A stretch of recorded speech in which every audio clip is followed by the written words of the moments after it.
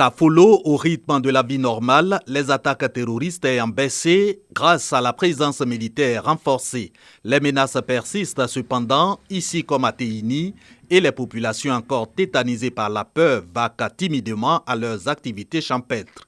La première attaque est tombée au moment où il fallait vraiment faire l'agriculture pour pouvoir s'approvisionner. Cette année, le début des champs aussi, ça a commencé.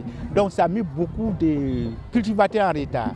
Il y a d'autres villageois qui ont fui leur propre village. En tout cas, la famine va régner l'année prochaine dans ces zones-là. Avec son collègue de la communication pour leur traduire la solidarité du gouvernement, la ministre de la Solidarité et de la lutte contre la pauvreté remet aux populations vulnérables de 15 localités des deux régions sœurs du Bunkani et du Kyologo 40 tonnes de riz, 5 tonnes de pâtes alimentaires, 2400 litres d'huile, 10 cartons de tomates et 300 nattes, valeur globale 45 millions de francs CFA, de quoi soulager les bénéficiaires. Sincèrement dit, je suis beaucoup comblé, je suis beaucoup content que l'État nous soutienne. Et ce n'est pas la première fois.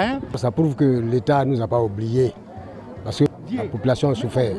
Et si le gouvernement s'est souvenu de nous, on ne peut qu'applaudir des deux mains. À Kafolo, la ministre de la Solidarité a aussi assuré aux localités impactées par les attaques terroristes des appuis et soutiens continus du gouvernement dans la vision du président Alassane Ouattara d'une Côte d'Ivoire solidaire.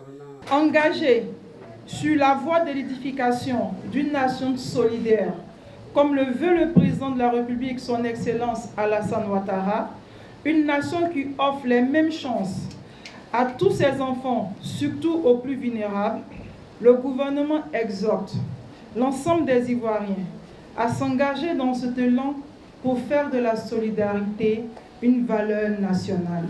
Comme appui de son département à la lutte contre le terrorisme, la ministre de la Solidarité annonce des rencontres régulières avec les jeunes et les femmes pour adresser la question de la pauvreté.